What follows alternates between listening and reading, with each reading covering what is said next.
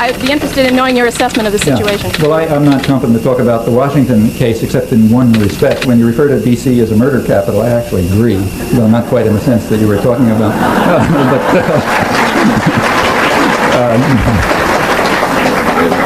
As far as the drug story is concerned, that's an interesting one, and it's a very, I won't try to outline it, but the fact is that it's one we were really concerned about, and a lot's known about it.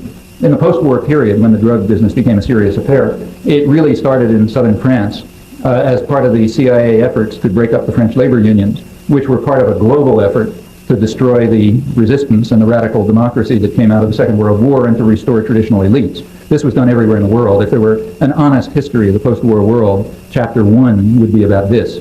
In that context, it was necessary to split up the French labor unions. You want to break up unions, you need thugs.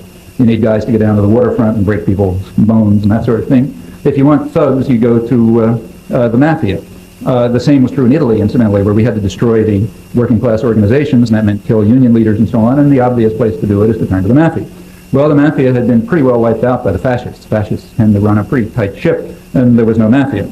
And the United States reconstituted it. As the U.S. forces came up through Sicily and in southern Italy, they reconstituted the mafia. And in southern France, the mafia was, the Corsican mafia in this case, was organized and paid off one of the early CIA operations to provide strikebreakers and so on to help break up the French labor unions and to ensure something that was important at that time, that France could send arms to Indochina to suppress the Indochinese. But the mafia, maybe those guys like to break bones, but they also like to be paid off. And one of the ways of paying them off was allowing them to run the drug racket, which had been essentially destroyed by the fascists. This was done for the Corsican mafia, I expect, although this hasn't been documented, but it was also done for the Italian mafia, which was used to murder union leaders and so on, and part of the background for breaking up the Italian labor movement, which was a serious business. The Italian resistance was a very strong movement, had to do a lot to break it up. I mean, clandestine covered activities need money. They need untraceable money, and lots of it, and one of the best places to get that money is drugs. So it's natural that clandestine activities, what we should really call international terrorism, because that's exactly what they are.